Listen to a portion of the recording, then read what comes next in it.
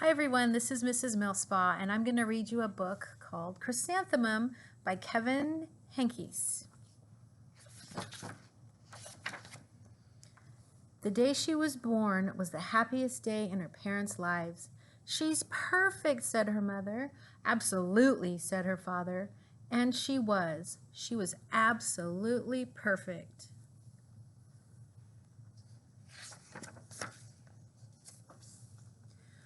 Her name must be everything she is, said her mother. Her name must be absolutely perfect, said her father. And it was. Chrysanthemum. Her parents named her Chrysanthemum. Chrysanthemum grew and grew and grew, and when she was old enough to appreciate it, Chrysanthemum loved her name.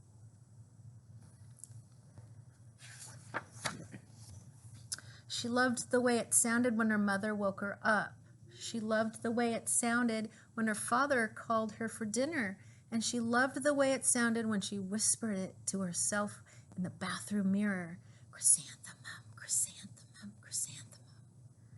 Chrysanthemum loved the way her name looked when it was written with ink on an envelope. She loved the way it looked when it was written with icing on her birthday cake. And she loved the way it looked when she wrote it herself with her fat orange crayon.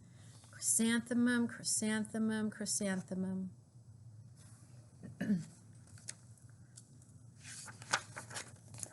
Chrysanthemum thought her name was absolutely perfect, and then she started school. On the first day, Chrysanthemum wore her sunniest dress and her brightest smile. She ran all the way.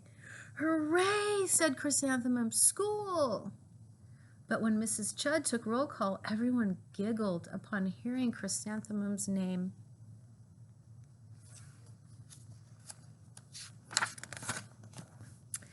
It's so long, said Joe.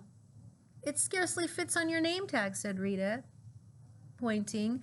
I'm named after my grandmother, said Victoria. You're named after a flower. Chrysanthemum wilted. She did not think her name was absolutely perfect. She thought it was absolutely dreadful.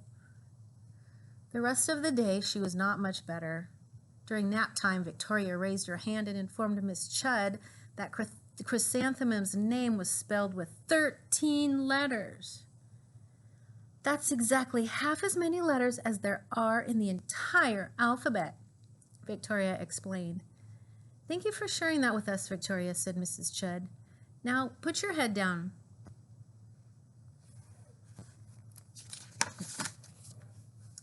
If I had a name like yours, I'd change it, Victoria said, as the students lined up to go home.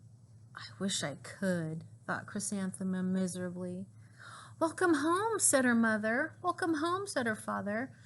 School is no place for me, said Chrysanthemum. My name is too long. It scarcely fits on my name tag, and I'm named after a flower. Oh, pish, said her mother. Your name is beautiful, and precious, and priceless, and fascinating, and winsome, said her father.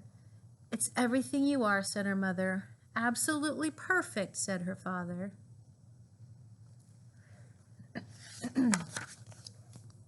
Chrysanthemum felt much better after her favorite dinner, macaroni and cheese with ketchup, and an evening filled with hugs and kisses and parcheesi. That night, Chrysanthemum dreamed that her name was Jane. It was an extremely pleasant dream.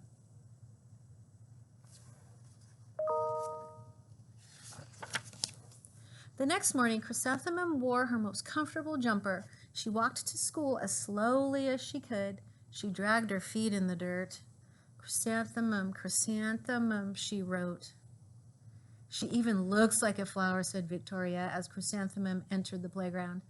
Let's pick her, said Rita, pointing. Let's smell her, said Joe. Chrysanthemum wilted. She did not think her name was absolutely perfect. She thought it was absolutely dreadful.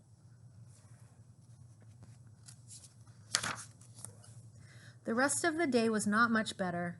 During nap time, Victoria raised her hand and said, A chrysanthemum is a flower. It lives in a garden with worms and other dirty things. Thank you for sharing that with us, Victoria, said Mrs. Chudd. Now put your head down. Victoria's not very nice, huh? I just cannot believe your name, Victoria said as the students lined up to go home. Neither can I, thought Chrysanthemum miserably.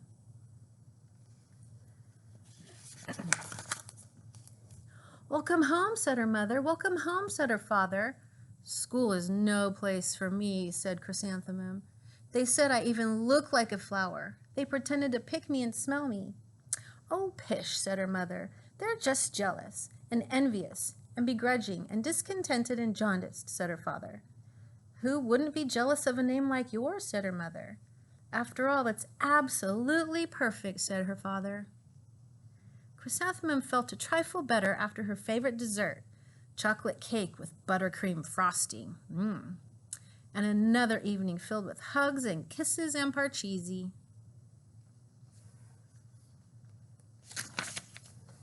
That night, Chrysanthemum dreamed that she really was a chrysanthemum. She sprouted leaves and petals. Victoria picked her and plucked the leaves and petals one by one until there was nothing left but a scrawny stem. It was the worst nightmare of Chrysanthemum's life. Chrysanthemum wore her outfit with 7 pockets the next morning. She loaded the pockets with her most prized possessions and her good luck charms. Chrysanthemum took the longest route possible to school. She stopped and stared at each and every flower. Chrysanthemum, chrysanthemum, chrysanthemum, the flowers seemed to say.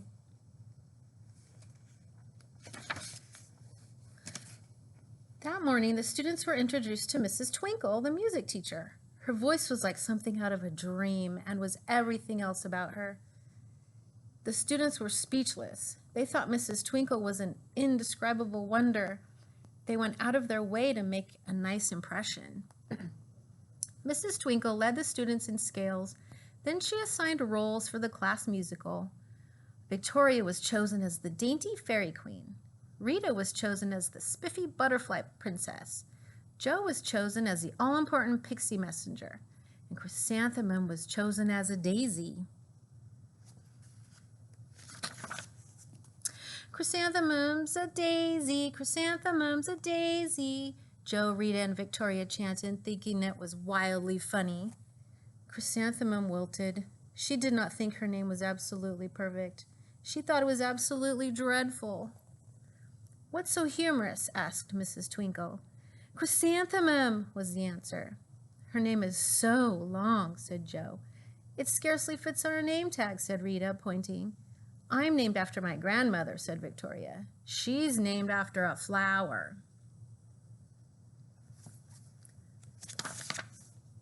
My name is long, said Mrs. Twinkle. It is, said Jo. My name would scarcely fit on a name tag, said Mrs. Twinkle. It would, said Rita, pointing. And, said Mrs. Twinkle, I'm named after a flower, too. You are, said Victoria. Yes, said Mrs. Twinkle. My name is Delphinium, Delphinium Twinkle. And if my baby's a girl, I'm considering Chrysanthemum as a name. I think it's absolutely perfect. Chrysanthemum could scarcely believe her ears. She blushed, she beamed, she bloomed. Chrysanthemum, chrysanthemum, chrysanthemum. Jo, Rita, and Victoria looked at Chrysanthemum longingly. Call me Marigold, said Jo.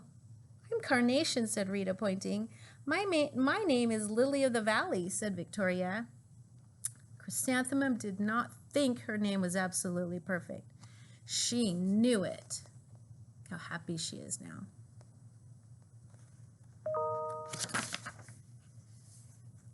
And here's the ending. Overall, the class musical was a huge success. Chrysanthemum was absolutely perfect as a daisy. Victoria made the only mistake. She completely forgot her lines as the dainty fairy queen. Chrysanthemum thought it was wildly funny, and she giggled throughout the entire dance of the flowers. Eventually, Mrs. Twinkle gave birth to a healthy baby girl. And of course, she named her Chrysanthemum. I hope you enjoyed that story, and just know that each and every one of you is special in your own way. And we love you as Davis Dragons. Bye.